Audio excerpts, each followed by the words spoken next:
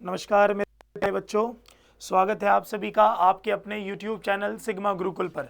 आज बच्चों आपके सामने मैं एक ऐसी वीडियो लेके आया हुआ हूँ जिसमें आपको वन शॉट यानी कि एक बार में सरकारी नौकरी, ठीक है, मिल जाएगी अगर आपके 2 सब्जेक्ट सिर्फ अच्छे हैं। ठीक है, मैं आपके नहीं बात कर रहा आपके पास कंप्यूटर की, नहीं बात कर रहा प्री और मेंस देने की, नहीं बात कर रहा कोई भी अदर इंटरव्यू वगैरह की। सिर्फ और सिर्फ हम क्या बात कर रहे हैं, वन शॉट एग्जाम। और वन शॉट में अगर आपके 2 सब्जेक्ट्स अच्छे हैं, और वो 2 सब्जेक्ट्स जो हैं वो मैं अभी आपको आगे जाके बताऊंगा, अगर आपके ये 2 सब्जेक्ट्स अच्छे हैं तो आपकी सरकारी नौकरी लगना बिल्कुल तय है। ठीक है ना। अगर जितने बच्चे हमारे, जितने भी ये इस बेल्ट के बच्चे जो तैयारी करते हैं सरकारी नौकरी की, अगर आप इस पे थोड़ा सा दिमाग लगा लो तो ये नौकरी आप लोगों के लिए बहुत अच्छी है। कम टाइम में आप इसमें नौकरी ले सकते हैं। बस आपको कुछ बातों का ध्यान रखना होगा और सबसे पहले मेरी वीडियो जो है वो आपको पूरी देखनी होगी। ठीक है, तो आज हम लोग शुरू करते हैं। जैसा कि आपने थंबनेल देख ही लिया कि now we are talking about SSC MTS 2024। Firstly जो एमटीएस 2024 है वो अभी बच्चों कैलेंडर नहीं अनाउंस हुआ है, बट इसका जो अनुमान है, नोटिफिकेशन है, वो सेम सीजीएल और सीएचएसएल की तरह के आसपास जाएगा। यानी कि आपके सारे के सारे पेपर जो हैं वो अब से 3 से 4 महीने के बाद शुरू हो जाएंगे। ठीक है, तो अपनी तैयारी बच्चों शुरू कर दो। तो जरा एक एक करके जरा देखते हैं कि हम लोग यहां पर किन किन बातों का हमें ध्यान रखना पड़ेगा। सबसे पहले बच्चों देखो, मैं यहां पर बात कर रहा हूं एसएससी बोर्ड की, है ना। तो एसएससी बोर्ड में हमारे पास यहां पर हम लोग बात करने जा रहे हैं आज मल्टी टास्किंग स्टाफ की, यानी कि जिसको हम लोग बोलते हैं क्या बच्चों, एमटीएस। क्या बोलते हैं, एमटीएस, यानी कि मल्टीटास्किंग स्टाफ। मल्टीटास्किंग स्टाफ में हमारे पास क्या क्या पोस्ट होती है, हमारी क्वालिफिकेशन क्या होनी चाहिए, हमारा एज क्राइटेरिया क्या होता है, प्लस हमें उसमें रिलैक्सेशन क्या मिलता है, क्या उसमें सर फिजिकल होता है कि नहीं होता, ये सारी बातें जो है वो हम आज की वीडियो में देखेंगे बच्चों। ठीक है, तो आज हम लोग मल्टीटास्किंग स्टाफ की बात करेंगे, एमटीएस, जिसमें से अगर मैं शुरू करूं, सबसे पहली बात बच्चों ये है कि सर हमारे पास मल्टीटास्किंग स्टाफ में पोस्ट क्या क्या होती है, यानी कि हम कौन कौन सी पोस्ट जो है वो ग्रैब कर सकते हैं एमटीएस की जॉब लेने के बाद। तो सबसे पहले तो ध्यान रखो बच्चों, 2 जॉब का कंक्लूजन बताया जाता है। एक तो एमटीएस के नाम से ही है, और दूसरी बच्चों इसके अंदर जॉब जो होती है वो होती है हवलदार की। कि कौन सी होती है भाई, हवलदार की। ठीक है, हवलदार की हमारी 2 जॉब्स हैं इसके अंदर, एक है एमटीएस और एक है हवलदार। एक बार हम लोग इसके ऊपर थोड़ी सी बात कर लेते हैं। जैसे आपने सीजीएल के अंदर, सीएचएसएल के अंदर जितने भी डिपार्टमेंट्स देखे हैं, जैसे रेवेन्यू डिपार्टमेंट हो गया, सेल्स हो गया, सीबीआई हो गया, इनकम टैक्स हो गया, जितने भी आप लोग डिपार्टमेंट देखते हो, और खासकर वो सेंट्रल जॉब्स की, क्योंकि ये सेंट्रल जॉब है। मैंने आपको पहले ही कहा था एसएससी जो है वो स्टेट जॉब नहीं कंडक्ट करता, ये एक सेंट्रल जॉब है। तो इसके जितने भी मुख्यालय होते हैं, इनके सारे जितने हेडक्वार्टर्स होते हैं, आप, और मोस्टली जो हेडक्वार्टर्स है बच्चों वो दिल्ली में ही है। ठीक है, तो इसमें आपकी जो 2 पोस्ट है, एक तो हमारी एमटीएस जो हमारे पास नॉन टेक्निकल होता है, जिसमें बच्चों काम होता है अपने 2 सबसे ज्यादा काम इसके अंदर होते हैं। एक आपने देखा होता है जितने भी अफसर वगैरह होते हैं, जो ऑफिसर्स होते हैं, तो उनकी जो फाइल्स इधर उधर करना, फाइल्स इधर से उधर लाना, उनको किसी जगह पे पहुंचाना, जो वो काम बोलते हैं कि भाई आपको ये फाइल वगैरह जो है वो यहाँ अपडेट करनी है, ये सारा काम होता है। और दूसरा अगर मैं बात करूं, इसमें पर्सनल असिस्टेंट यानी कि पीए भी बनते हैं हम लोग एमटीएस की जॉब के द्वारा। ठीक है, तो कहने का मतलब है हमारे पास ये 2 जॉब जो है इसके अंदर आती है, एक एमटीएस की आती है और एक उसके बाद हवलदार की आती है। ठीक है, चलो अब अगर मैं बात करूं पॉइंट नंबर 2 की, पॉइंट नंबर 2 क्या होता है कि सर इसके अंदर हमारी क्वालिफिकेशन क्या होती है, इसमें हमारी क्वालिफिकेशन क्या होनी चाहिए, कि सर हमने कौन सी डिग्री ऐसी ली होनी चाहिए जिससे हम लोग एमटीएस का फॉर्म आराम से भर सकते हैं। तो बच्चों इसमें आपके पास सिर्फ 10th पास होना चाहिए भाई, लेकिन वो किसी भी रिकॉग्नाइज्ड बोर्ड से ही होना चाहिए। यानी कि अगर मैं बात करूं तो कोई भी रिकॉग्नाइज्ड बोर्ड से आप की 10th कंप्लीट हो रखी है तो you will be eligible for MTS exams. आप आराम से एमटीएस के फॉर्म्स भर सकते हो। यानी कि जिस बच्चे की उम्र देखा जाता है तो भाई 18 साल है, अभी एज की भी बात करेंगे आगे जाके, तो उनके लिए देखो कितनी गोल्डन अपॉर्चुनिटी है बच्चों की, है ना, कि भाई हम लोग सिर्फ हमने 10th पास करी, 10th पास करने के बाद हमारे पास इसकी क्वालिफिकेशन है और प्लस हम लोग इसका एग्जाम आगे भर सकते हैं। क्योंकि बहुत सारे बच्चे पैसे ना होने की वजह से भी बहुत पढ़ाई छोड़ देते हैं बीच में। तो अगर आपकी एक बेसिक 10th पास भी है तो भी आप सरकारी नौकरी की तैयारी आराम से कर सकते हो, ठीक है ना। चलो तो एक बार अब हम लोग नेक्स्ट एक बार बात देखते हैं। नेक्स्ट बात है हमारे पास, सर इसके अंदर एज क्राइटेरिया क्या होता है, एज का फॉर्मेट इसमें क्या है, एक बार ये भी समझा दीजिए। तो एज का फॉर्मेट बच्चों ये है कि जो इसमें एज है वैसे तो 18 से 25 साल है, ठीक है ना, क्या है 25 साल है, और ये हमारी पोस्ट वाइज है बच्चों।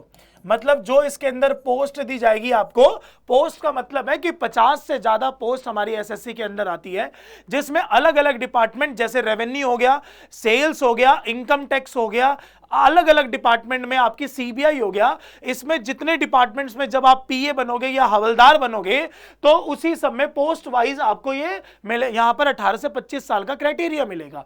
लेकिन इसके अंदर 18 से 27 साल का भी प्रावधान है जो हमारा हवलदार के लिए है। किसके लिए बच्चों, हवलदार के लिए, ठीक है, हवलदार की पोस्ट के लिए आप 18 से 27 साल की एज का यहां पर प्रावधान है। और अब हम लोग बात करते हैं सर हमें इसमें एज रिलैक्सेशन क्या मिलेगा हमारे कॉन्स्टिट्यूशन के पॉइंट ऑफ व्यू से, यानी कि एज रिलैक्सेशन हमारे पास इसमें क्या है। यानी कि जो हमारे पास कैटेगरी होती है, आपने सुना होगा, तो कैटेगरी में हमारे पास कुछ हमारे भाइयों को हमारे पास कैटेगरी का हम रिलैक्सेशन मिलता है, जिसमें से अगर मैं बात करूं कि 03 इयर्स यानी कि 3 साल का आपको ओबीसी कैटेगरी जिनके पास होगी उनको रिलैक्सेशन है, और 5 साल का जो यहां पर रिलैक्सेशन है वो एससी और एसटी को है। यानी कि अगर आपके पास ओबीसी का सर्टिफिकेट है तो आप 27 साल के बाद 3 साल और आप एलिजिबल हो जाओगे एमटीएस का एग्जाम देने के लिए। और प्लस अगर आपके पास एससी और ओबीसी का एससी और एसटी का आपके पास सर्टिफिकेट है तो आप 27 के साथ 5 साल और यानी कि आप 32 साल की एज तक एमटीएस का फॉर्म आराम से भर सकते हो, ठीक है ना। तो एज में किसी भी बच्चों को कुछ प्रॉब्लम नहीं होनी चाहिए। अब बात करते हैं इसकी, सर एज भी हमारी यहां पर हो गई। अब देखते हैं कि इसमें एग्जाम पैटर्न क्या बोलता है, ठीक है बच्चों, इसमें क्या बोलता है भाई, एग्जाम पैटर्न, ठीक है।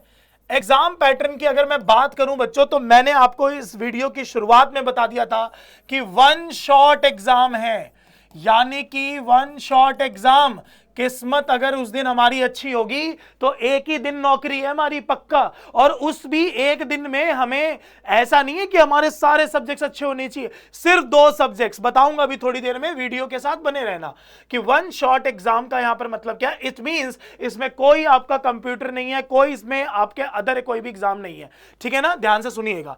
लेकिन एक चीज मैं बस बता दूं कि सिर्फ एग्जामिनेशन आपका एमटीएस की पोस्ट के लिए है। अगर आप हवलदार की पोस्ट के लिए अगर फॉर्म भरोगे तो वहां पर आपको एक छोटा सा फिजिकल देना होगा, और वो फिजिकल बच्चों कोई भी नॉर्मल बच्चा आराम से कर देगा, अभी मैं आगे आपको बताऊंगा। तो रियलिटी में 1 शॉट एग्जाम ही हमारे पास यहां पर काम आएगा।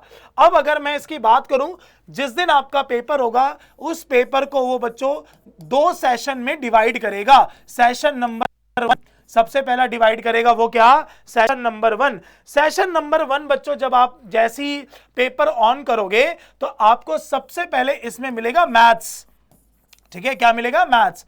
मैथ्स के बाद आपको इसके अंदर दूसरा सब्जेक्ट मिलेगा रीजनिंग, ठीक है, जिसके अंदर मैं यहां पर लिख रहा हूं बच्चों क्वेश्चन, यहां पर लिख मार्क्स, ठीक है ना।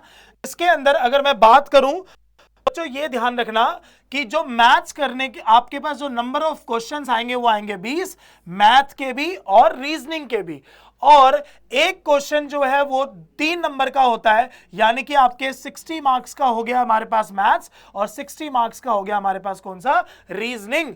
और इनको अगर मैं टोटल कर लूं तो ये होगा हमारे 120 मार्क्स, यानी कि 120 मार्क्स का आपके पास पेपर होगा, जिसको करने के लिए आपको 45 मिनट का समय मिलेगा। कितने मिनट का समय मिलेगा सर? तो आपको इसके अंदर 45 मिनट का समय मिलेगा आपको सेशन 1 को कंप्लीट करने का। ठीक है बच्चों, और सबसे अच्छी बात बताऊं मैं आपको, no negative marking here, no negative marking here, यानी कि यहां पर कोई नेगेटिव मार्किंग नहीं है। और दूसरी बात, ये पूरा का पूरा क्वालिफाइंग नेचर होगा, क्वालिफाइंग नेचर होगा इसका। क्वालिफाइंग नेचर का मतलब हो गया कि इसके मार्क्स आपके फाइनल मेरिट में नहीं जुड़ेंगे, यानी कि सिर्फ और सिर्फ आप इसको क्वालिफाई कर लो। और क्वालिफाई करने के लिए भी बच्चों इसके लिए एक प्रावधान दे, अगर कोई जनरल कैटेगरी है यानी कि यूआर का जो बच्चा है उसको 30% ही सिर्फ पास करना है। अगर कोई तो ओबीसी के लिए 25%, और अगर कोई एसटी का सर्टिफिकेट है तो उसके लिए 20%। यानी कि अगर मैं बात करूं छोटी छोटी सी, कि अगर आप 120 नंबर का पेपर दे रहे हैं और 120 का अगर आप 30% निकाल लें तो ये आपका हो जाएगा 3 2 4 5 6 2 1 3 36। कितना हो जाएगा बच्चों? 36। ठीक है, और इसमें हमारे पास 5% कम है तो 6 नंबर आप कम कर दो, यानी कि 36 मार्क्स इसमें, 30 मार्क्स इसमें, और 24 मार्क्स हमारे किसमें? एससी और एसटी में। ठीक है, यानी कि अगर आपके सिर्फ क्वालिफाइंग नेचर में 36 नंबर आ रहे हैं जनरल कैटेगरी के लिए तो आप ये क्वालिफाई कर जाओगे। तो 45 मिनट का होगा, और बच्चों इसी के 45 मिनट के जस्ट बाद आपका सेशन 2 शुरू हो जाएगा। ठीक है, और जो सेशन 2 यहां पे जो सेशन 2 है बच्चों, यही आपकी सरकारी नौकरी देगा। ठीक है, क्योंकि सेशन 2 जो है ये क्वालिफाइंग नहीं है, इसी के मार्क्स ही आपके एग्जाम में जुड़ेंगे। यानी कि अब हमारे पास जो 2 सब्जेक्ट बच गए बच्चों, कौन कौन से? इंग्लिश, और दूसरा सब्जेक्ट कौन सा बच गया? जीके या फिर जीए, जनरल अवेयरनेस। ये 2 सब्जेक्ट्स के बदौलत आप सरकारी नौकरी एमटीएस के अंदर आराम से ले सकते हैं। ठीक है भाई, और हमारे पास जो क्वेश्चंस हैं, यानी कि अगर मैं बात करूं इंग्लिश की, यहां पर क्वेश्चंस, यहां पर हम लोग मार्क्स, तो यहां पर बच्चों 25 क्वेश्चन आते हैं इंग्लिश के, और 25 क्वेश्चन आएंगे हमारे किसके? जनरल अवेयरनेस के। और एक क्वेश्चन हमारा 3 नंबर का होता है, यानी कि ये 75 नंबर का हो गया इंग्लिश, और 75 नंबर का हो गया हमारे पास जीके, जिसको अगर मैं मिला लूं तो ये हो जाएंगे 150 मार्क्स, और ये 150 मार्क्स आपके हो जाएंगे फिर से 45 मिनट में। यानी कि आपको जैसे 45 मिनट में सेशन 1 करना था, वैसे ही 45 मिनट में आपको सेशन 2 करना है। यानी कि टोटल आपको 90 मिनट मिलेंगे, 90 मिनट्स मिलेंगे, जिसमें आपको 2 पेपर करने हैं, सेशन 1 और सेशन 2। दूसरी चीज बच्चों, इसमें 1.0 की नेगेटिव मार्किंग भी होगी। 1.0 का नेगेटिव मार्किंग का मतलब हो गया एक क्वेश्चन गलत कर दोगे तो आपका 1 नंबर पूरा कट जाएगा, यानी कि 1/3। अगर मैं बोलूं तो ये क्या हो जाएगा? 1/3। और इसी के बेसिस पर आपकी बच्चों सरकारी नौकरी तय होगी कि भैया ये जो 150 नंबर है, ये आपको यहां पर कितने मार्क्स इसमें लोगे, जो मेरिट लगेगी, और वहां पर आपको जो डिपार्टमेंट मिलेगा वो तो इसके बाद की बात है। ठीक है, तो ये 150 नंबर आपकी डिसाइड करेंगे कि आप इसके अंदर नौकरी लोगे या नहीं लोगे। ठीक है, चलो, तो हमारा एग्जाम पैटर्न बच्चों यहां पर हो गया। अब एक बार बात कर लेते हैं फिजिकल की। ठीक है, अगर मैं बात करूं यहां पर फिजिकल एग्जाम की, फिजिकल एग्जाम बच्चों जो है वो सिर्फ और सिर्फ एक ही पोस्ट के लिए है। अगर मैं बात करूं तो वो पोस्ट है हमारी कौन सी भाई? हवलदार की पोस्ट। ठीक है, हवलदार की पोस्ट। ठीक है, हवलदार की पोस्ट के लिए आपको फिजिकल देना पड़ेगा, और इसमें बहुत इजी फिजिकल के लिए भी और गर्ल्स के लिए भी। ठीक है, जैसे अगर मैं बात करूं तो सबसे पहले अगर हम लोग देखें इसके अंदर हमारा हाइट क्राइटेरिया क्या होगा, तो हाइट क्राइटेरिया जो बच्चों इसके अंदर होता है वो 57 सेंटीमीटर होता है बॉयज के लिए, और 152 सेंटीमीटर होता है हमारा किसका? गर्ल्स के लिए। ठीक है, अगर मैं इसमें चेस्ट की बात करूं जो है वो 81 सेंटीमीटर से 86 सेंटीमीटर होती है बॉयज के लिए, इसके यहां पर गर्ल्स के लिए निल है। तीसरा अगर मैं बात करूं इसके वेट की, तो वेट जो है बच्चों इस बार बॉयज के लिए निल है, लेकिन लड़कियों के लिए 48 केजी जो है वो कंपलसरी है, ठीक है। और लास्ट में अगर मैं रनिंग की बात करूं, जिसके ऊपर आपकी सरकारी नौकरी तय हो जाएगी, तो इसमें बच्चों आपको 1600 मीटर की दौड़ करनी है, यानी कि 1.6, ठीक है, किलोमीटर। तो 1600 मीटर की दौड़ करनी है, जिसको आपको आराम से 15 मिनट में करना है। यानी कि अगर थोड़ी थोड़ी भी रेस करते रहोगे ना, जॉगिंग टाइप का, तो आराम से निकाल दोगे। और गर्ल्स को तो और छूट दे रखी है कि भैया 1000 किलोमीटर नहीं, 1000 मीटर 1 किलोमीटर, यानी कि इसको आपको करने के लिए 20 मिनट का टाइम मिलेगा। यानी कि लड़कियां तो अगर गॉसिप करते करते भी निकलेंगी तो भी पेपर क्लियर कर देंगे ये वाला, ठीक है। तो इसीलिए 1600 मीटर 15 मिनट में, 1000 मीटर 20 मिनट में। तो ये हमारा फिजिकल एग्जाम का है, लेकिन ये एमटीएस के लिए एलिजिबल नहीं होगा, ये सिर्फ और सिर्फ हवलदार की पोस्ट के लिए होगा। और लास्ट में बच्चों अगर हम लोग बात कर लें इसकी कि सर इसका सैलरी पैकेज क्या होता है, तो देखो ये जो हमारे पास पे ग्रेड पे करता है, ये पे ग्रेड होता है बच्चों 1800 जी पे। यानी कि अगर इसके अंदर मैं बात करूं तो 5200 से लेकर 20,200 ये हमारा पे ग्रेड होता है इसके अंदर, जिसमें अगर हम लोग देखें अलावेंस वगैरह इसके अंदर ज्यादा ऐड हो जाता है, तो लगभग 30-35 हजार रुपए के आसपास इसकी स्टार्टिंग सैलरी आपकी हो जाती है, ठीक है।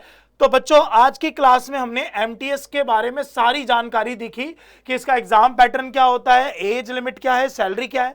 हमने सिर्फ और सिर्फ सिलेबस नहीं पढ़ा, क्योंकि सिलेबस मैंने आपको कहा था इंग्लिश मैं पूरे एसएससी का इकट्ठा बताऊंगा, क्योंकि सिलेबस जो है वो बच्चों सबका क्या है, सेम है, ठीक है। और इस वीडियो को पूरा देखने के बाद एमटीएस के अंदर तो आपकी कोई प्रॉब्लम नहीं होनी चाहिए, क्योंकि इसमें मैंने आपको छोटी से छोटी बात जो है वो आराम से बता दी है, ठीक है बच्चों। तो आप तैयारी करते रहो, हमारे चैनल के साथ जुड़े रहो और ऐसे ही स्वस्थ रहो, देश को आगे बढ़ाओ। जब तक के लिए जय हिंद, जय भारत।